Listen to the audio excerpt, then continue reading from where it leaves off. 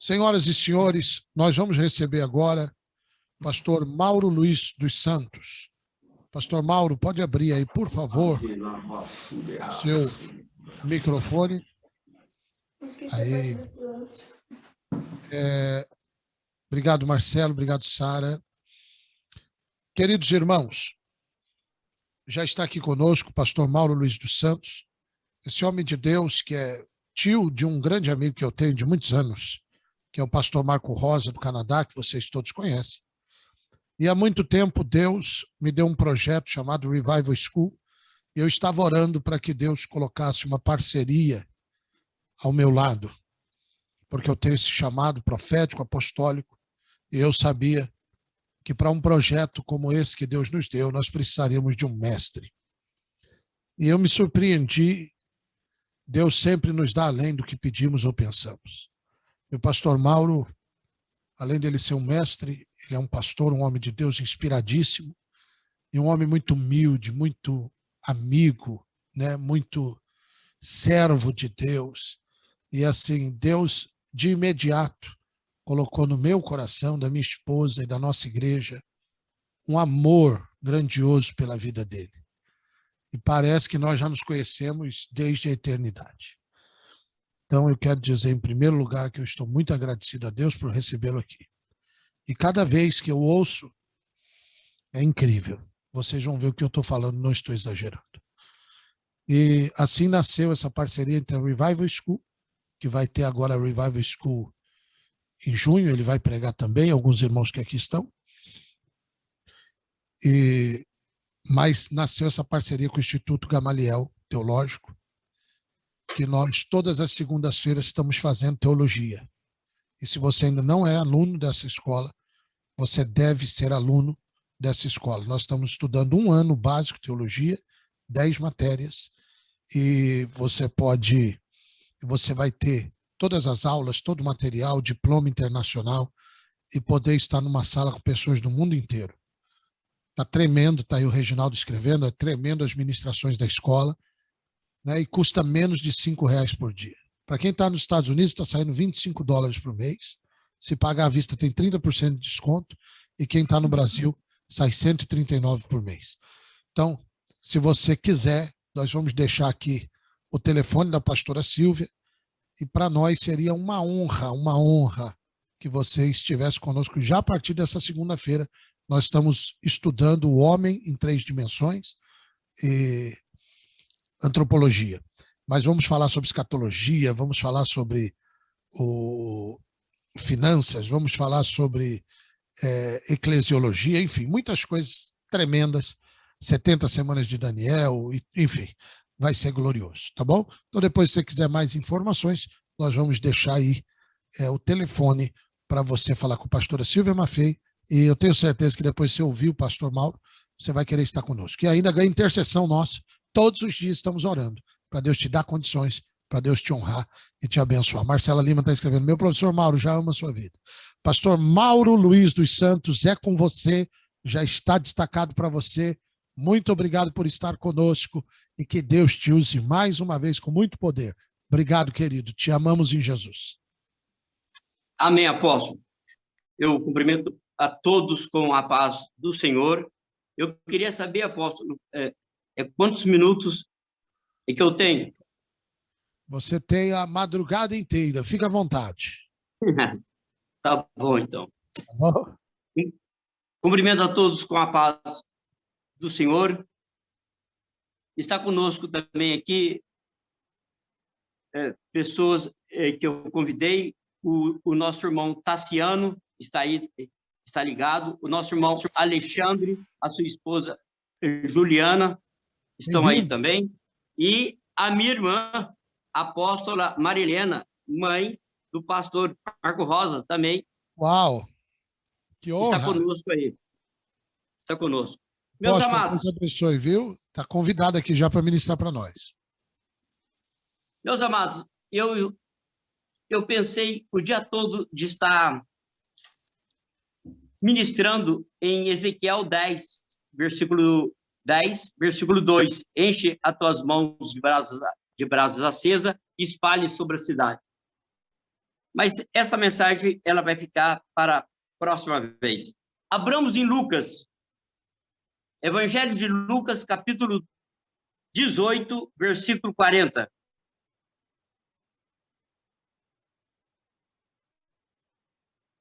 Vocês podem ficar tranquilos que eu não vou estender-me muito.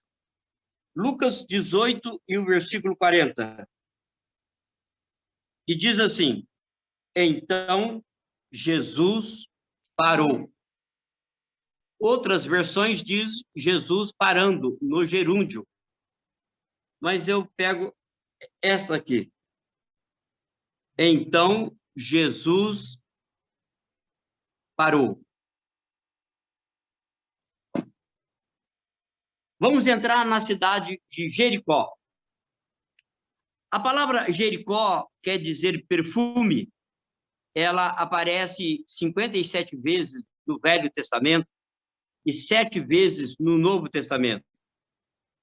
Essa Jericó que Jesus está entrando não é a mesma Jericó lá de Josué, no capítulo 6 de Josué, versículo 25 e 26, quando durante 6 dias eles deram uma volta em torno daquela cidade e no 7º dia, 7 voltas, tocaram o chofar, as trombetas e a muralha veio ao chão, ficando apenas intacto a casa de Raabe. Não é a mesma Jericó. Essa Jericó, ela foi amaldiçoada pelo profeta Josué. Josué também era um profeta. Lá no capítulo 6, versículo 25 e 26, que Josué, ele disse assim: a pessoa que procurar colocar os alicerces dessa cidade, o seu filho mais velho irá morrer. E se colocar as portas da cidade, o seu filho mais novo irá morrer. Então, entre o filho mais velho e o mais novo, todos que estão aqui no meio iriam morrer, enquanto a pessoa que fosse tentar reconstruir essa cidade. Interessante que apareceu um homem chamado Iel em 1 Reis, capítulo 16 e o versículo 34. Este homem, Iel, 550 anos depois que Josué tinha profetizado, ele foi tentar reconstruir a antiga cidade. Quando ele colocou os alicerces da cidade, o seu filho mais velho, Abirão, morre. E ele vai trabalhando e todos os outros seus filhos, eles vão morrendo. E quando ele coloca as portas da cidade, o seu filho Segube, o mais novo, morre. Aí ele para a construção dessa cidade, porque ele perde todos os seus filhos, por causa da palavra do homem de Deus, Josué. Essa cidade, a Nova Jericó, ela foi construída a 1 quilômetro de distância da antiga Jericó. Ela foi construída por Herodes o Grande, chamado, Jesus o chamou, a família de Herodes, mais tarde, de raposa. Esse Herodes o Grande, em homenagem à sua esposa Mariane, já que ele era casado com 10 esposas e tinha 14 filhos, ele foi casado com 2 mulheres cujo nome era Mariane. A Mariane, que era filha do sumo sacerdote Simão, e a Mariane, a qual ele dizia que amava, a Mariane, que era da família Asmoniana, que essa família vinha da família de Judas Macabeu. Essa família era uma família muito rica, e também tinha sacerdotes e sumos sacerdotes dentro da própria família dela. Em homenagem a esta Mariane, da família Asmaniana, é que ele constrói a Nova Jericó a 1 quilômetro de distância da antiga Jericó. Esta Nova Jericó, quem tem a Bíblia Dake em casa, e lá no rodapé diz que essa cidade tinha 100.000 habitantes. 100.000 habitantes. Hoje, a Jericó, hoje, em nosso tempo, ela se chama Érica e tem apenas 16.000 habitantes. Mas essa Jericó que Herodes mandou construir para a sua esposa Mariane, ele mandou construir a cidade alta e a baixa. A cidade baixa morava o povo pobre, na cidade alta morava os ricos.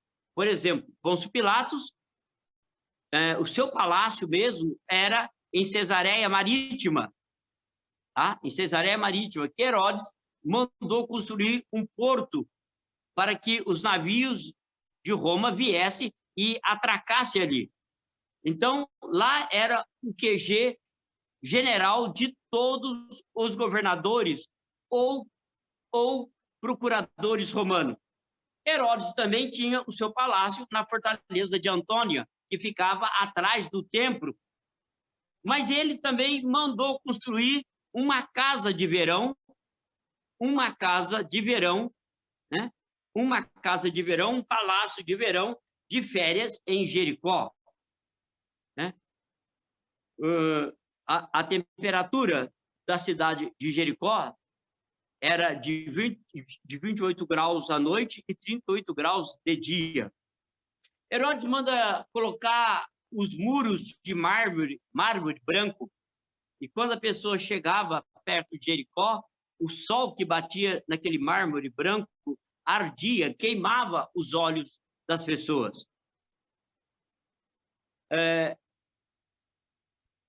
Dos 12.000 sacerdotes que tinha no templo em Jerusalém,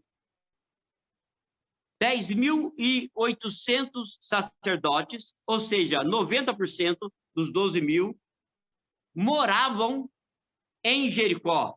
Então, Jericó também era uma cidade sacerdotal, porque 90% dos sacerdotes que ministravam no templo em Jerusalém moravam em Jericó.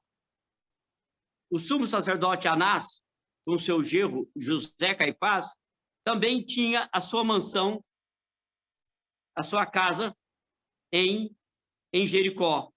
E, logicamente, o próprio Herodes o Grande também tinha a sua mansão, a sua casa, seu palácio em Jericó.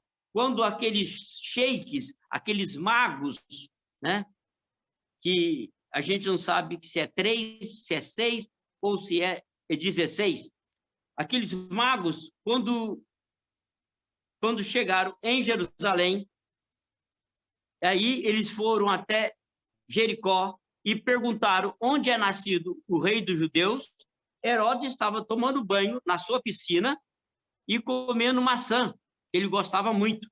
Então, quando aqueles magos que perguntam onde é nascido o rei dos judeus, eles perguntaram para Herodes em Jericó, ele tomando banho na sua piscina. Essa cidade de Jericó, como também a antiga, é chamado de a cidade das palmeiras, Deuteronômio 34, verso 3. A cidade das palmeiras, pela quantidade de palmeiras. Também, tanto na velha Jericó como na nova, havia umas rosas que davam em abundância em Jericó. Quem chegasse em Jericó sentia o perfume forte dessas rosas. Tanto a primeira cidade como a nova, ela foi construída dentro da tribo de Benjamim. Benjamim é o filho mais novo de Jacó com Raquel.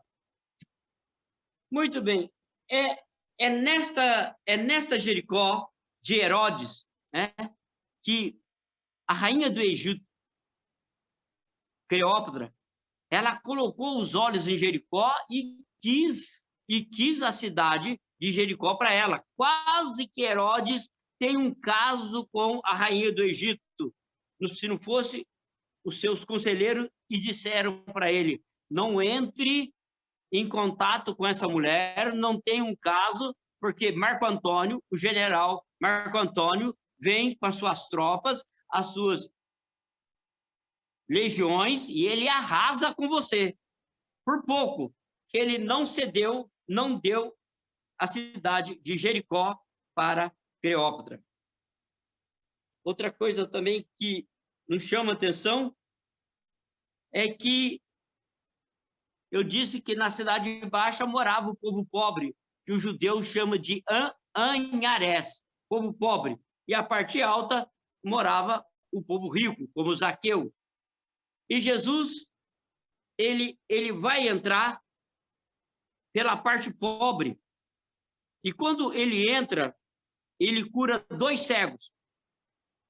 E aí ele vai para a casa de Zaqueu, dorme lá, e pela manhã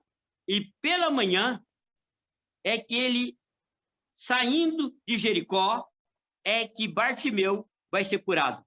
Bartimeu e um outro cego, que nós não sabemos o nome. Muito bem. Vamos falar um pouquinho de Herodes. Quem foi esse Herodes?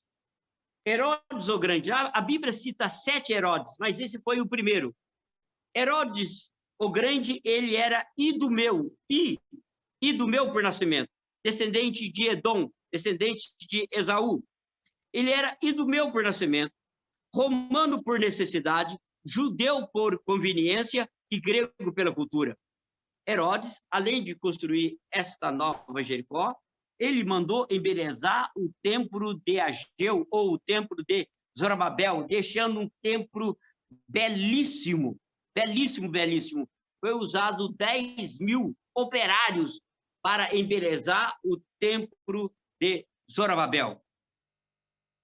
Ele mandou também construir ou reconstruir a cidade de Samaria, mudando o nome dela para Augusto, ou então Sebaste. Todos os soldados velhos, inválidos, doentes de Herodes, todos os soldados dele eram obrigados a morar em Samaria, porque Herodes mandou fazer umas casinhas lá, né? Lá, na época também, já tinha Minha Casa e Minha Vida. Eram umas casinhas pequenas, e nenhum soldado dele podia morar em outra cidade que não fosse a cidade de Samaria. Então, Herodes, ele foi um homem que ele financiava os Jogos Olímpicos da Grécia. Ele era o financiador. O primeiro cargo de Herodes, ele foi governador. Mas Herodes, é só você comprar o dicionário bíblico J. Douglas, é só comprar e ver lá na parte de Herodes. O dicionário bíblico diz que Herodes mandava saquear o túmulo de Davi para pegar a fortuna que Davi guardou, a fortuna pessoal dele. Porque Davi deixou todos os seus filhos milionários. Só para ter uma ideia, Davi deu em dinheiro dele, pessoal, 8 bilhões de dólares para a construção do templo. 8 bilhões do dinheiro dele pessoal. E todos os seus filhos, com sítio, fazenda, tudo, ele deixou eles bilionários. Mas a fortuna que ficou com ele foi enterrada. E foi com essa fortuna que Herodes o Grande foi até César, até Roma, para comprar a função, o cargo de rei. E ele foi lá, ele chorou, se humilhou, pedindo que César confiasse nele, tirasse ele o título de governador e desse o título para ele de rei. E deu uma fortuna, logicamente, não foi só com as lágrimas de Herodes, deu uma fortuna para César, né? E César elegeu Herodes como o rei da Judéia. Quando Herodes saiu de perto de César, César olhou para os seus ministros e disse assim: eu prefiro ser filho de um porco, de um suíno, do que ser filho desse homem. Esse homem não presta. Mas política é política e o dinheiro estava ali na mão de César. Muito bem. Herodes, essa esposa que ele construiu, a Nova Jericó, a Mariane, ele matou. Matou também os dois filhos, Aristóbulo e Alexandre, que teve com ela. Muito bem. É nessa Jericó que nós vamos entrar nessa noite, nessa vigília. É nessa Jericó que vamos caminhar. É nessa Jericó que nós vamos andar. Então, Jesus era acompanhado por umas 20 ou 30 mil pessoas. No mínimo, um homem que curava todas as doenças, um homem que dava vista aos cegos, um homem que curava leprosos, um homem que com uma palavra, né, os mortos ressuscitavam. Então, uma multidão andava perto do Senhor Jesus. Uns querendo peixes, pão e peixe, outros querendo adorá-lo e conhecer mais dele. Quando Jesus dorme na casa de Zaqueu, e pela manhã, quando ele está saindo da Nova Jericó, Bartimeu, a palavra Bar quer dizer filho, Timeu é o nome do seu pai. Então, eu não sei o nome de Bartimeu. Há 45 anos que eu estudo e eu não sei o nome de Bartimeu. Mas o importante nessa noite não é nós sabemos o nome de Bartimeu, é nós sabemos quem curou Bartimeu. Nessa noite não é importante se é André ou se é Mauro. Não. O importante é nós sabemos que Jesus já está aqui nessa vigília, que o Senhor está aqui, que o Senhor já tem falado, continua falando, continua renovando, continua agindo nesse momento crítico que nós estamos passando dessa pandemia. E o pior que a pandemia, essa politicagem maldita que existe em nosso país, que esses governantes não pensam no povo, só pensam neles próprios, mas Deus está abrindo os nossos olhos, as nossas visões, os olhos da alma, continua, aleluia, abertos e vendo anjos, vendo arcanjos, vendo serafins, vendo querubins, aleluia, louvado, glorificado, ainda tem mensagem de Deus, ainda tem palavra de Deus vindo do trono para nossas almas. Glorificado seja o seu nome, louvado seja Deus. Então, quando Jesus está saindo, alguém fala para Bartimeu: Bartimeu, Jesus está passando. Bartimeu começa a gritar. Ele vira pentecostal. Eu creio que Bartimeu era membro da igreja, aleluia, do apóstolo André Fabiano. Tenho certeza que ele virou pentecostal. Ele começou a gritar: Jesus, filho de Davi, tem misericórdia de mim. Jesus, filho de Davi, tem misericórdia de mim. Aleluia! Jesus, filho de Davi, tem misericórdia de mim. Por que Bartimeu falava essa frase? Eu sei que Isaías capítulo 11, e o verso 1 diz assim, que do rebento de Jessé, pai de Davi, a palavra rebento no hebraico é esperma, do esperma de Jessé viria o Messias. Espera aí, mas Bartimeu, como era isso? Eu vou explicar para vocês. Existia em Jerusalém 480 sinagogas. Em toda a nação, 1.020 sinagogas, totalizando 1.500 sinagogas. sinagoga era casa de ensino, não casa de sacrifício de animais.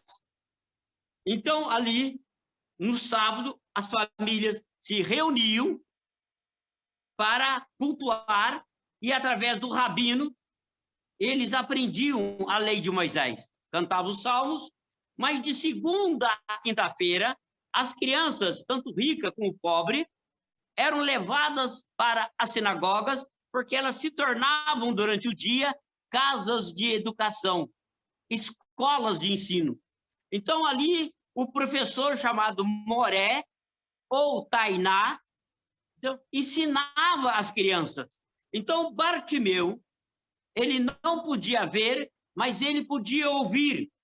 Então, o professor, ele chegava e dizia para as crianças, crianças, o profeta Isaías diz, no capítulo 35, e Bartimeu está ouvindo. Ele não pode ver, mas ele pode ouvir.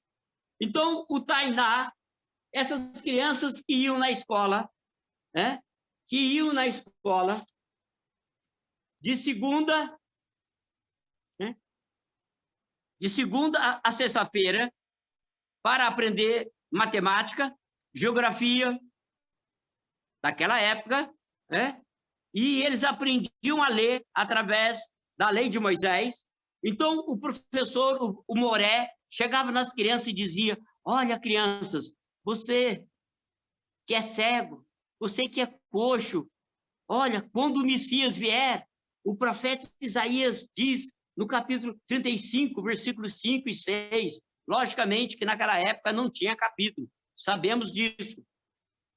O profeta Isaías diz que quando o Messias vier, diz assim, Isaías 35, versículos 5 e 6, então os olhos dos cegos serão abertos, os surdos irão ouvir, o coxo saltará como um gamo e a língua do mudo cantará.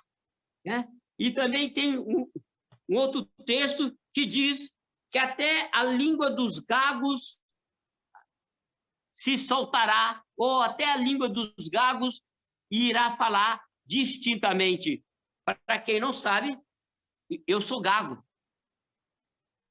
Eu sou muito gago, mas muito, irmãos, coloca muito. Muito, mas sou muito gago mesmo. Às vezes eu perco pessoas que não me conhecem e me convidam para pregar. Então, essas pessoas, quando eu atendo, porque eu peço sempre para a minha esposa atender, né? Atender. Quando eu atendo, as pessoas desistem, porque eu não consigo falar, porque eu sou gago mesmo. Mas eu tenho uma promessa de Deus na minha vida, há 45 anos atrás, quando eu entreguei a vida para o Senhor Jesus. Eu pedi para o Senhor que Ele não me curasse da gagueira. Eu pedi para o Senhor que Ele soltasse a minha língua. Isaías 32, versículo 4. Isaías 32, 4. Naquele dia, até os gagos irão falar distintamente. E isto acontece comigo.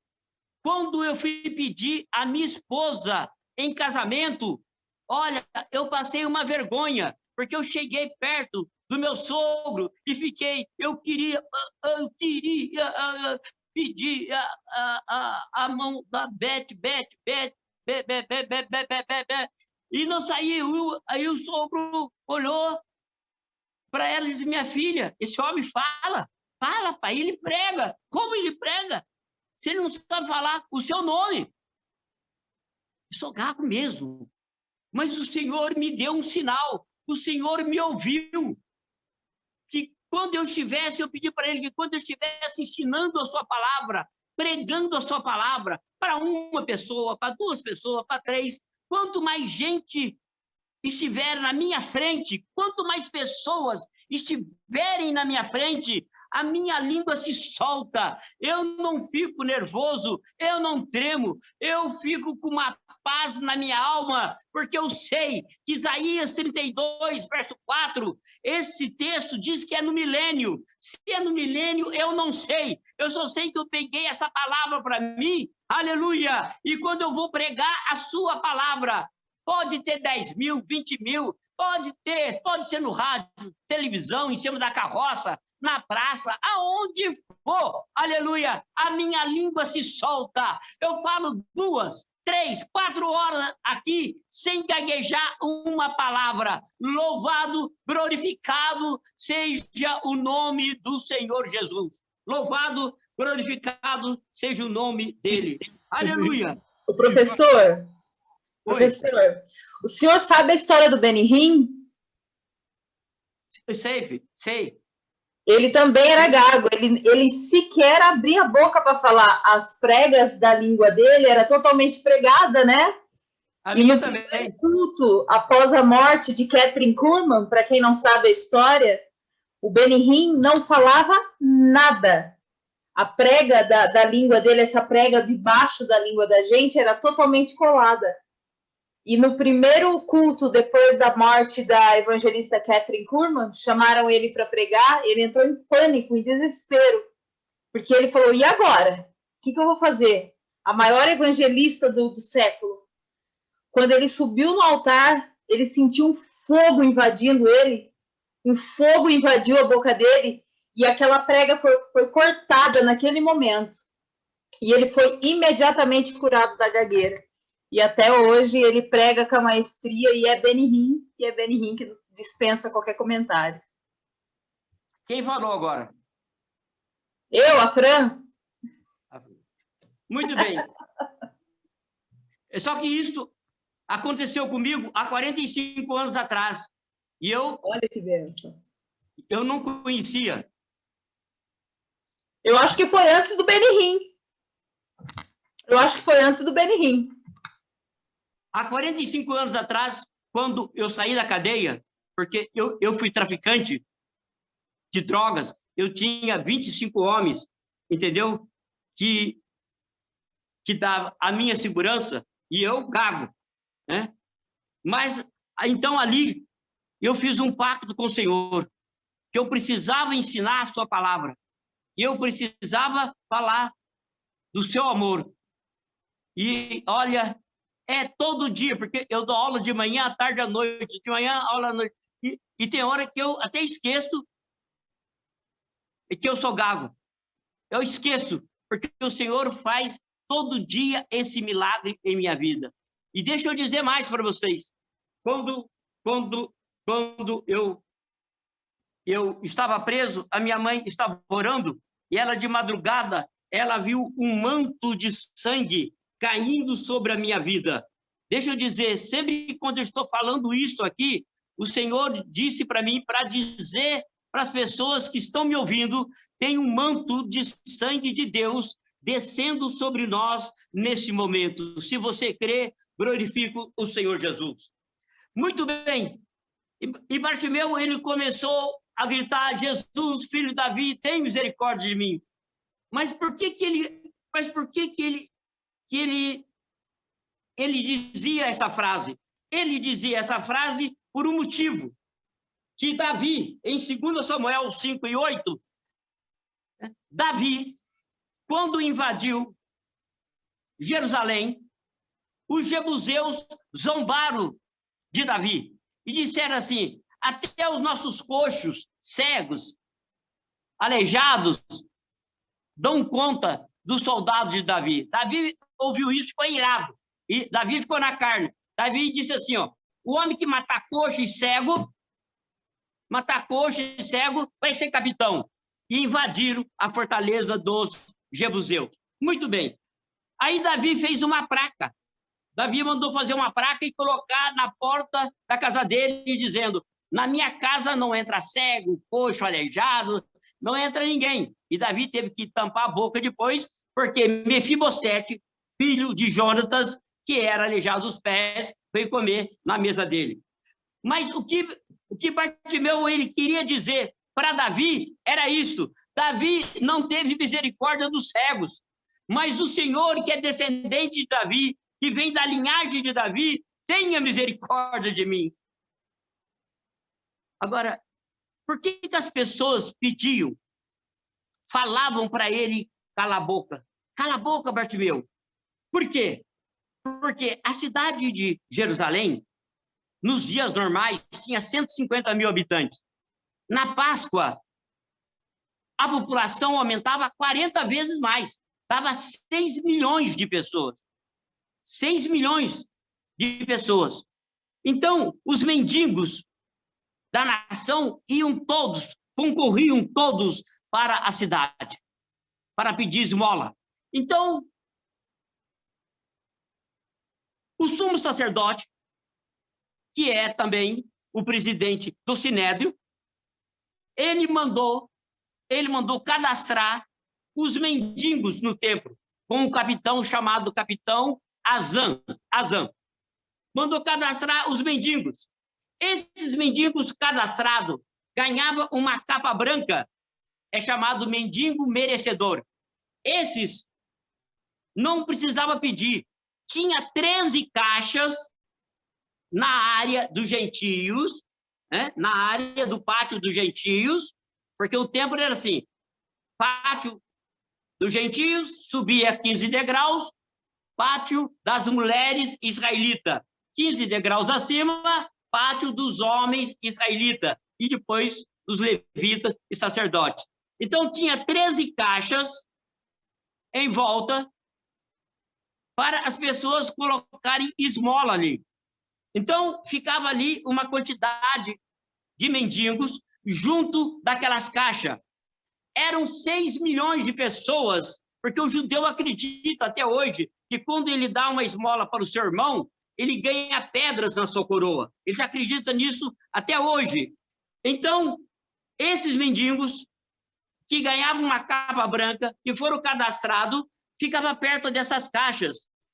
Eu, lendo um livro, há 38 anos atrás, diz que o mendigo que tinha menos casa, tinha 25 casas, meu. O mendigo que tinha menos, porque eles tiravam o dinheiro no final da tarde, dava 20% para o sumo sacerdote, Anás, ou então Caifás, davam 20%, e depois eles repartiam. O mendigo que tinha menos casa tinha 25%. Deixa eu dizer para vocês, eu queria ser esse mendigo. 25 casas, o que tinha menos. Mas os mendigos que não conseguiram se cadastrar, tinha que ficar, isso era lei no Sinédrio do templo, tinha que ficar longe da cidade 25 quilômetros de distância e ganhava uma capa preta, que era a capa de não merecedor, não podia pedir nada. Qualquer cidadão poderia matar um mendigo desse, que não era crime, era uma limpeza. Mas quando Bartimeu soube que era Jesus, que estava saindo, que estava passando, ele começou a gritar: Jesus, filho de Davi, tem misericórdia de mim. Jesus, filho de Davi, tem misericórdia de mim. Jesus, filho de Davi, tem misericórdia de mim. Jesus, filho de Davi, tem misericórdia de mim. As pessoas disseram: cala, Bartimeu, para, Bartimeu. Vocês não sabem qual foi a luta minha para mim ter Jesus em minha vida. O meu pai foi contra, muita gente foi contra, aleluia, mas eu agarrei em Jesus e disse: Jesus, eu não quero mais tóxico, eu não quero mais droga, eu não quero mais essa vida, eu quero o Senhor. Senhor Jesus, tenha misericórdia de mim. E a Bíblia diz: então Jesus parou. Escuta isso. Então Jesus parou. Existe uma música do cantor Moraes Moreira. Essa música surgiu há 25 anos atrás, em que o refrão dela era esse: por que parou? Parou por quê? Por que parou? Parou por quê? Por que Jesus parou? Jesus parou porque ele é bom. Jesus parou porque ele é maravilhoso. Jesus parou porque ele é Deus forte. Jesus parou porque ele porque ele é amor. Jesus parou porque ele é o bom pastor. Jesus parou porque ele é o nosso general. Jesus parou porque ele é o nosso médico. Jesus parou porque ele é o nosso advogado. Jesus parou para curar. Jesus parou para libertar. Jesus parou para salvar. Jesus parou para limpar os leprosos. Jesus parou para dar vida e vida com abundância. Jesus parou porque ele é maravilhoso. Jesus parou porque ele é o nosso conselheiro. Jesus parou porque ele é um Deus forte. Jesus parou porque ele é, aleluia, o Pai da eternidade. Jesus parou porque ele é o príncipe da paz. Jesus parou porque foi ele que abriu o Mar Vermelho. Foi ele que afastou o Jordão. Jesus parou, aleluia, para curar, para libertar, para salvar, para redimir o homem, aleluia, dos seus pecados. Agora, eu vou inverter o refrão dessa música. E você? Por que parou? Nessas 50 pessoas que estão aqui,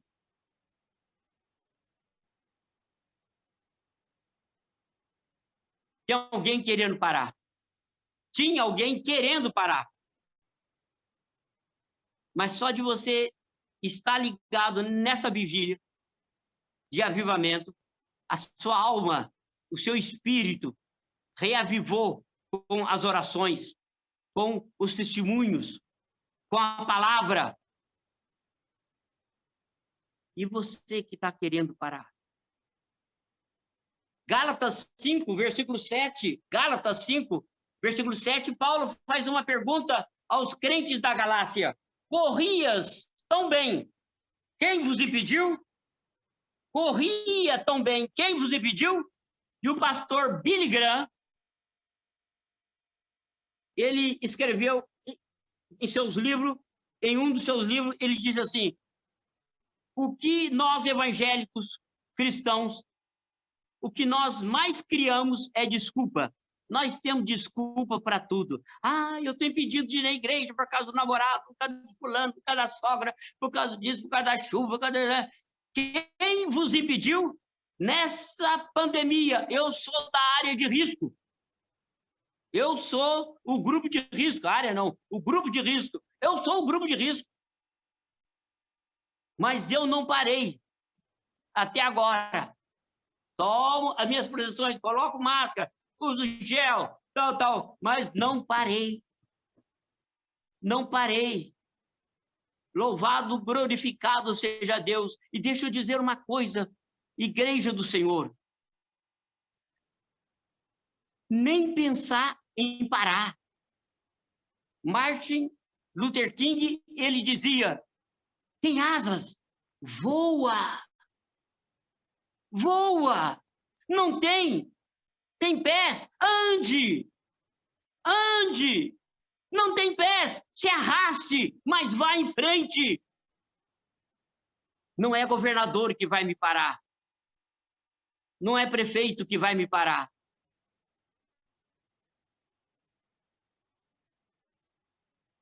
Eu era conhecido como o baianinho da Porteira Preta. Porteira Preta era a zona de prostituição em que eu morava desde a idade dos 12 anos. Vai me parar?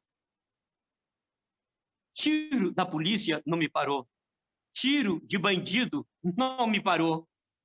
Agora, por causa da palavra, e aí vem aí um cachaceiro dizendo que as igrejas, a culpa dessa pandemia é as igrejas. Não vai parar. Não sou político, eu sou candidato ao céu. O que me interessa é a palavra de Deus. Só. Não me interessa mais nada. Não sou político, não sou candidato aqui na terra a nada. Eu só quero proclamar, ensinar, falar da palavra de Deus. Não é hora de nós pararmos. Não é hora de nós pararmos, porque a vitória é nossa pelo sangue do Cordeiro. Não é hora de pararmos. Se você puder dar um glória a Deus, um aleluia, não é hora hora de pararmos, não é hora, aleluia, de nós, aleluia, fraquejarmos as nossas mãos, não é hora, pelo contrário, agarre a sua espada, seja mais crente, seja mais fiel, aleluia, continue no primeiro amor, aleluia, continue buscando os dons, porque aquele que estiver agarrado em Jesus, aleluia, preso em Jesus, aleluia, estiver agarrado, vai passar por essa pandemia e verá a vitória do outro lado. Louvado, glorificado seja Deus. E eu quero terminar essa mensagem contando uma história de uma família. Eles vieram para São Paulo. Essa família, eles vieram de Minas Gerais. Minas Gerais. 33 pessoas. Prestem bem a atenção. 33 pessoas. Mas era uma família crente, fiel ao Senhor, mas era uma família que o máximo que tinha entre eles era meia colher de pedreiro. Não tinha um pedreiro inteiro, era meia colher. Todos eles trabalhavam como servente, faxineiro, faxina. Mas era uma família unida. Tinha o bisavô, o avô, o tataravô, toda uma família unida. O pastor, o líder da igreja, poderia faltar no culto, mas essa família não. Eles iam a pé, louvando, cantando, eles iam para o culto. Escute. Mas por eles serem fiéis, eles começaram a prosperar. Eles alugaram um terreno e começaram a plantar couve, alface, milho, e aquilo começou a multiplicar, e eles vendendo no mercado, na feira, e ali foi entrando dinheiro daquele terreno, ao invés de... Agora, aquele terreno, eles compraram aquele terreno, e compraram mais um outro terreno, mais um outro, e agora eles tinham um caminhãozinho usado para levar a colheita para o mercado. Aquele terreno, eles construíram uma casa grande, né, para a família toda. Como eles eram fiéis nos seus dízimos e ofertas, em tudo eles eram fiéis, eles foram prosperando. Compraram uma fazenda, outra fazenda. Agora eles não vinham mais a pé. Agora cada um tinha o seu carro próprio. Ou então eles tinham várias vans novas para vir no culto. E foram comprando fazenda, outra fazenda, gado, agora tem gado. E eles foram prosperando. No momento em que eles foram prosperando, presta atenção, já estou terminando. No momento em que eles foram prosperando, eles começaram a vir no culto uma vez por mês.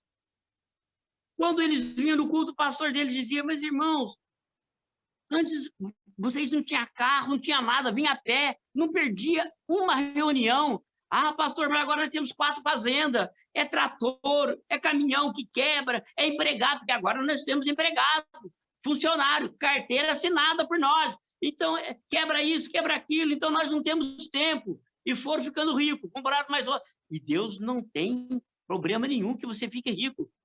É bênção de Deus, não é bênção. É bênção de Deus. E foram ficando ricos, mais outra fazenda, e foram comprando, casas, e isso, apartamentos, e outras fazendas. Quanto mais ricos eles iam ficando, compraram até avião. Agora tinha avião. Eles iam de 6 em 6 meses no culto. O pastor disse: meus irmãos, faz 6 meses que vocês não participam da ceia.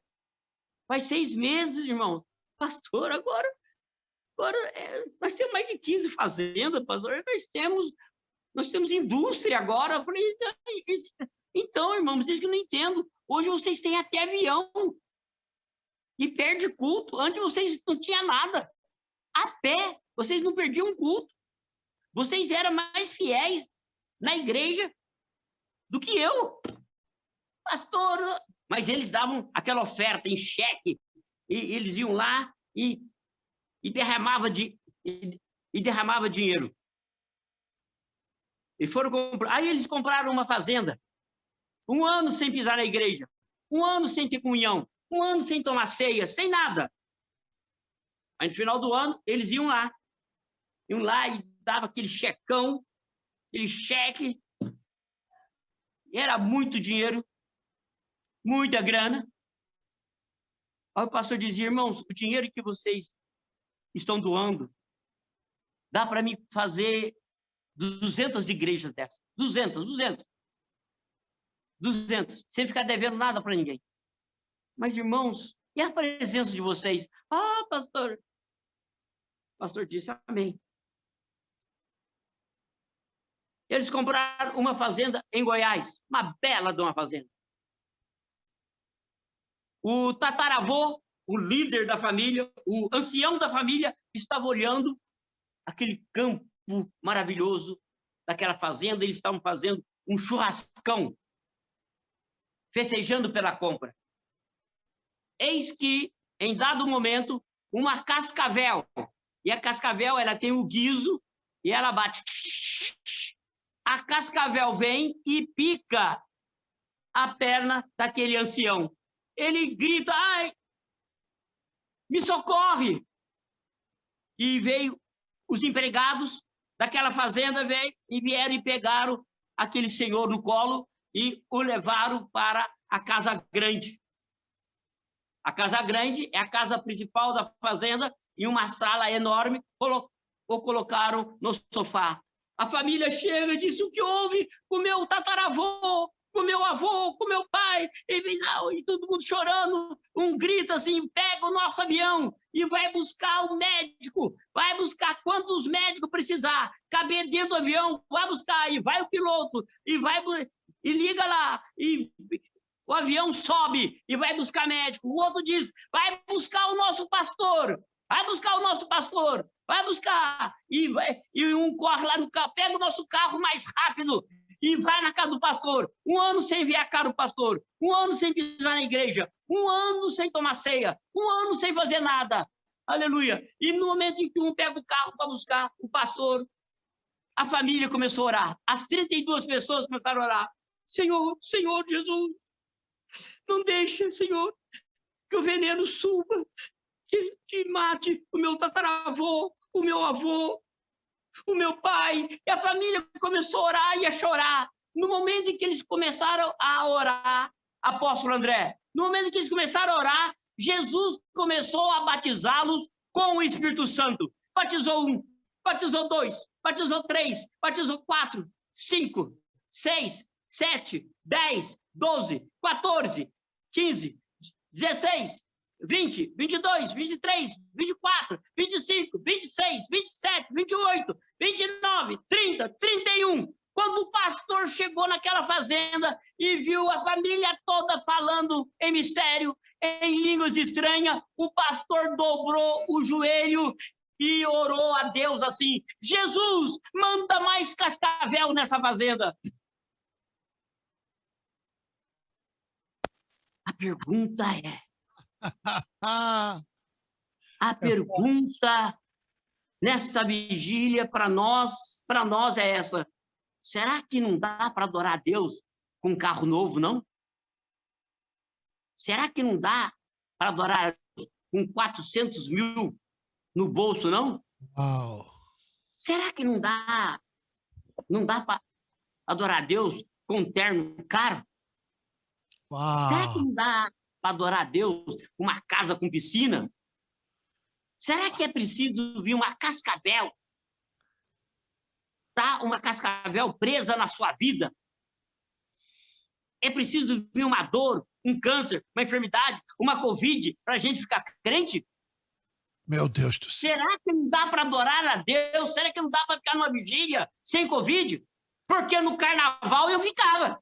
Oh, mas no carnaval enchia a cara de cachaça e pinga e maconha, e eu ia e saía no bloco Bafo da Onça. Por que Bafo da Onça? Porque o bafo de pinga era tão grande entre nós que caía um.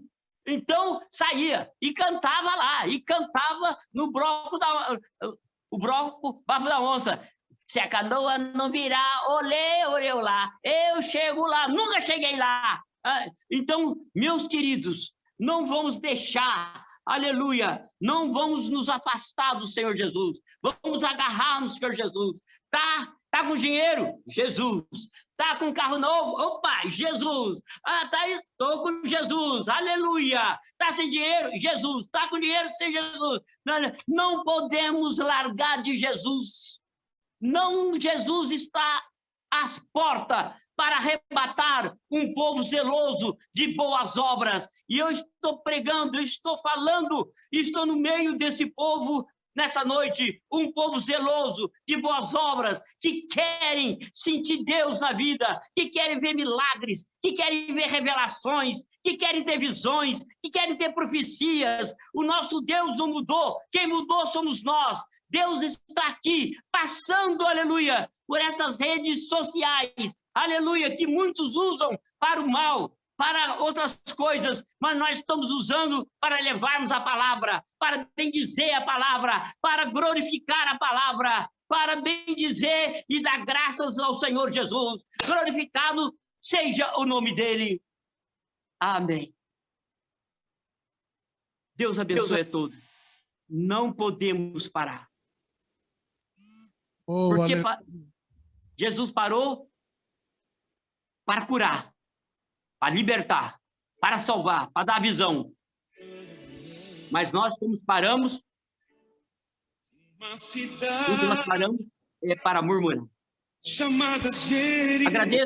Agradeço ao apóstolo André, a sua esposa, agradeço a todos vocês pela paciência, no nome de Jesus. Muito obrigado, apóstolo. Que lindo, que lindo. Eu que agradeço. Enquanto você ministrava, eu me lembrava desse louvor. Fique aqui conosco, escute esse hino. Meu Deus, como eu estou edificado por essa santa palavra. Que coisa gloriosa, Jesus está aqui. Ouça um pouco. Mas quando ouviu, consegue ouvir? Que por ali ia passar um homem que, aleluia, tudo podia resolver. Eu sinto a presença dele aqui. Então em seu coração, que lindo, pastor Mauro, despertou a esperança. Naquele instante Bartimeu clamou assim: Jesus, filho de Davi,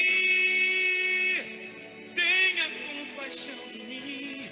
Jesus, filho de Davi, clame a Deus. Atende o meu clamor. Clame por alguém Jesus, nessa madrugada. Filho de Davi, Orianda la baragás. tenha compaixão de mim. Jesus, filho de Davi, atende o meu clamor. Jesus está te visitando agora. Rabanto que manasse. Oriala bashui que mas.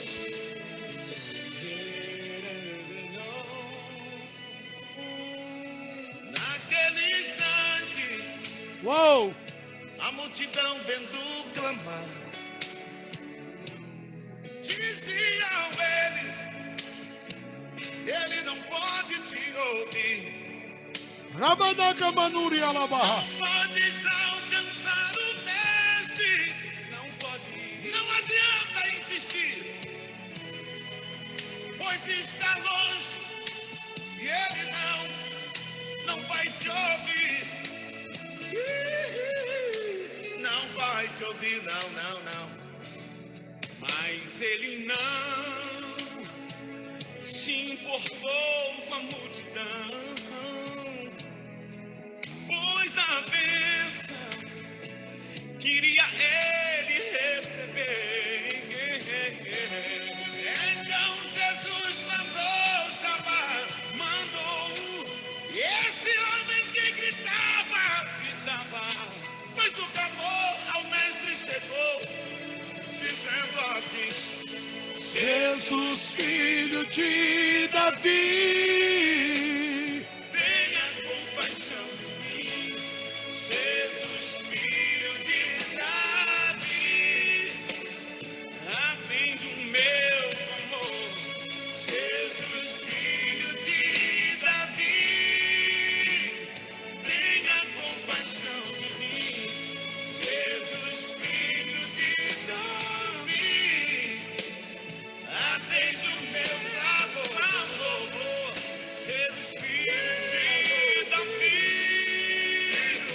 Tenha compaixão de mim, atende o meu clamor.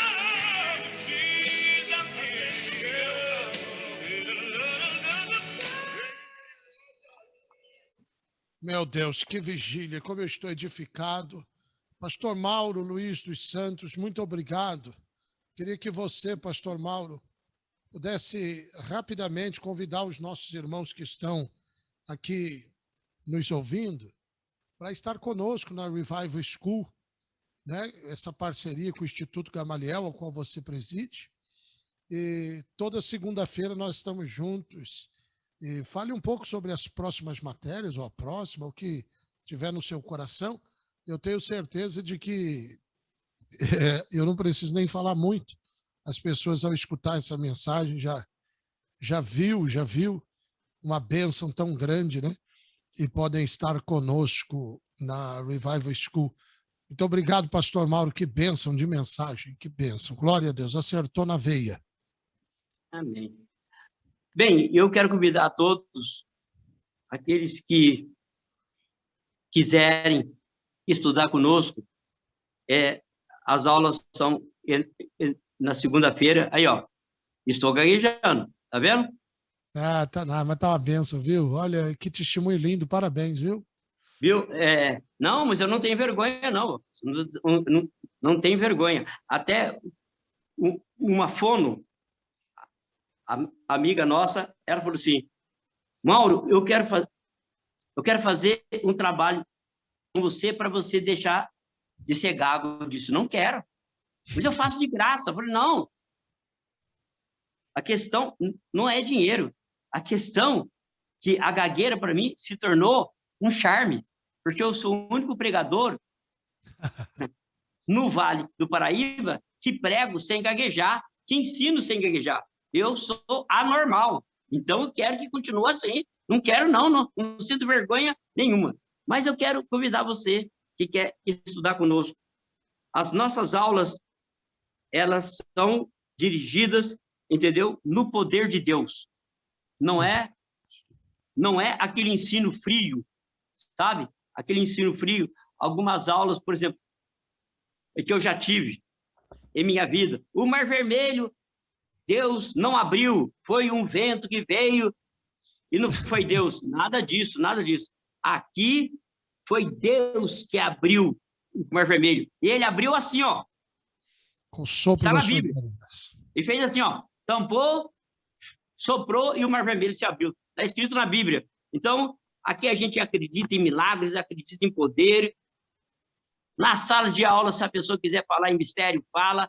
Quiser trazer uma palavra profética atrás, porque é uma escola ligada com o trono da graça, com o trono de Deus.